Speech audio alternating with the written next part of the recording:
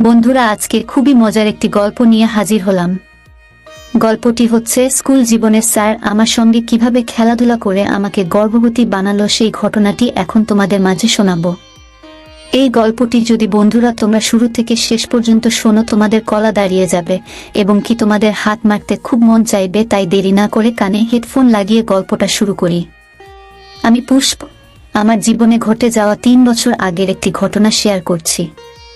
আমি তখন কলকাতা শহরের একটি বেসরকারি স্কুলে ক্লাস 10-এ পড়তাম। আমি তেমন ভালো ছাত্রী ছিলাম না, কারণ টিভিতে সুন্দরী প্রতিযোগিতা দেখে নিজের সুন্দর চেহারা নিয়ে গর্ব করতাম আর ভাবতাম চেহারা সুন্দর মানেই দুনিয়া আমার হাতের কাছে। তাছাড়া রাস্তাঘাটে ছেলে পেলে, স্কুলে, টিচার, এলাকায় সবাই আমার দিকে তাকিয়ে থাকতো। নিজেকে অনেক সেরা সুন্দরী ভেবে সবসময় সবাইকে এড়িয়ে চলতাম। আমি সবসময় আমাদের ক্লাসের স্যারদের কাছে প্রাইভেট পড়তাম, এতে করে স্যার ক্লাসে কিছু বলার সাহস পেত না, আবার ভালো মার্কস দিত। একদিন আমাদের গণিতের রতন স্যার ক্লাসের মধ্যে আগে না জানিয়ে হুট করে টেস্ট এক্সাম নিয়ে নিল, যার ফলে আমি সহ সুন্দরী মেয়ে যারা ছিল সবাই রেজাল্ট খুব খারাপ করেছে। স্যার রেগে আমার দিকে তাকিয়ে বলল, কাল থেকে তোকে আর প্রাইভেট পড়াবো না, তোর বাসায় আমি জানিয়ে দিব তুই ক্লাসে পড়তে আসিস না, শুধু মডেলিং করতে আসিস। আমি স্যারকে বললাম, স্যার আপনি আগে থেকে কিছু বলেননি আর এগুলো আপনি আমাদের এখনো পড়াননি। স্যার বলল, বেয়াদব মেয়ে, তুই ছুটির পর আমার সাথে অফিসে দেখা কর, আমার সময় নেই তোদের সাথে কথা বলার। আমার মনটা খুব খারাপ হয়ে গেল। যদি বাবা মা জেনে যায় যে আমি ক্লাসে পড়া পারি না, তাহলে খুব কষ্ট পাবে। ছুটির পর স্যারের অফিসে গেলাম, গিয়ে দেখি টেবিলে মাথা রেখে স্যার ঘুমাচ্ছে। আমি অনেকক্ষণ দাঁড়িয়ে রইলাম, ভয়ে ডাক দিতে পারছি না।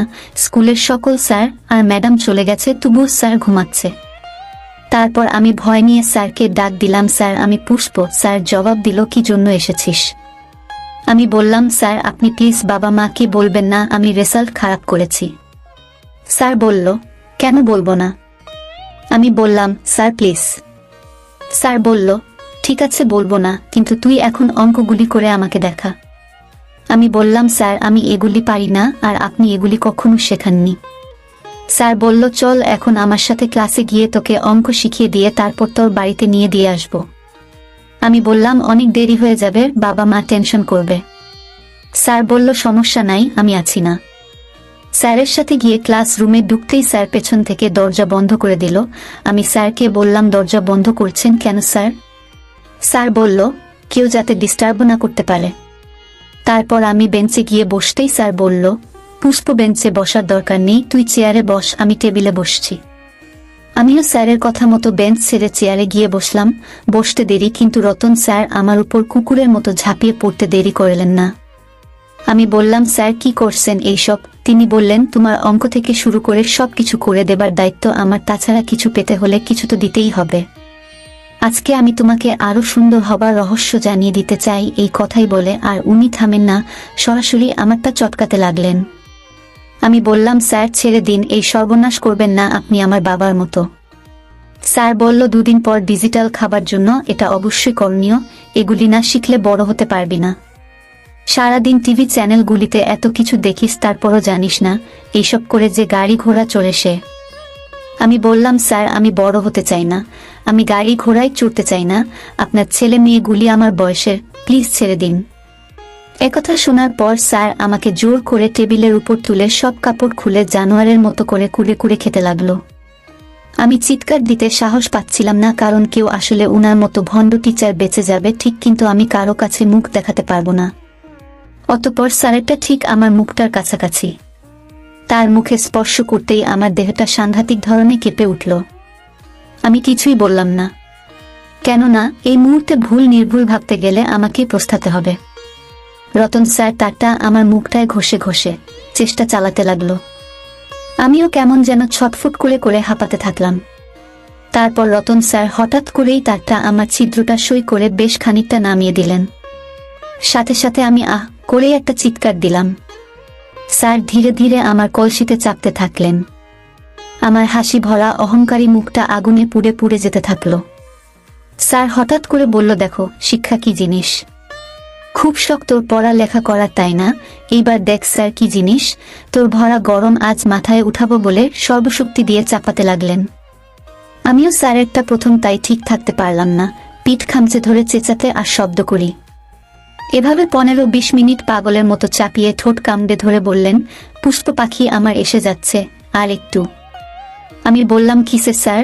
এ কথা বলতেই স্যার আমার পিঠ জোরে চেপে ধরল আর বলল, এখনো চিনিস না, আজ হাতে ধরে দেখিয়ে দিচ্ছি আর শিখিয়ে দিচ্ছি। তারপর স্যার 2 হাতে আমার টর্চে চেপে ধরে শব্দ করে প্রায় আধা গ্লাস থকতকে গরম দিয়ে আমারে ভাসিয়ে দিলেন। আমি স্যারকে বললাম, স্যার একই করলেন, আপনার দেখছি আমার ভিতরে বমি করে দিয়েছে। স্যার বলল, এটাই কোনো সমস্যা নেই, আমার এই বমিতে জমে থাকা অ্যান্টিফাইবার ত্বকে আরো সুন্দর করে তুলতে সাহায্য করবে। তারপর স্যার বলল, এই শিক্ষার কথা কাউকে বলবি না, তাহলে তোর বাবা মাকে বলে দিব তুই ক্লাসে পড়া পারিস না। এই কথা আমি কাউকে বলিনি, যার ফলে স্যারের এই নির্মম শিকারের 3-4 মাস পর আমি গর্ভবতী হয়ে যাই আর আমার বাবা মা জেনে যায় আমার এই করুণ কাহিনীর কথা। মান সম্মানের ভয়ে কাউকে কিছু বলতে পারেনি আমার বাবা মা। তারপর মা আমাকে হাসপাতালে নিয়ে গিয়ে সবকিছু করার ব্যবস্থা করে দেয়। এর 1 বছর পর আমাকে একটি ভালো ছেলে দেখে বিয়ে দিয়ে দেয়। মাঝে মধ্যে অন্ধকারের সেই কথা মনে হলে নিজেকে অনেক বড় অপরাধী মনে হয়, কারণ আমি আমার স্বামীকে ঠকিয়েছি। এই ওয়েবসাইটের পাঠকদের সবার কাছে একটাই আবেদন, দয়া করে সুন্দরের অহংকারে নিজেকে নিয়োজিত করবেন না। সুন্দর সারা জীবন থাকে না থাকে কর্ম। আমার মতো অনেক আছে যারা এইসব ভণ্ড স্যারদের শিকার, কিন্তু মান সম্মানের ভয়ে কিছু করতে পারছেন না। আবার মান সম্মান দিয়েও কিছু করতে পারছেন না। তাদের বলছি, এই পৃথিবীতে যারা অপকর্ম করেছে তাদের সবার বিচার হয়েছে, একদিন এদের বিচার ঠিকই হবে, হয়তো সেদিন আমরা থাকব না। আমার কলিজার বন্ধুরা, আজকের গল্পটি তোমাদের কাছে কেমন লাগলো? যদি ভালো লেগে থাকে অবশ্যই আমার ভিডিওতে একটা লাইক আর সাবস্ক্রাইব করে রাখবে। তাহলে আমার বন্ধুরা, তোমরা ভালো থেকো, সুস্থ থেকো। তোমাদের জন্য দীর্ঘ কামনা করে এখানেই শেষ করছি। ধন্যবাদ।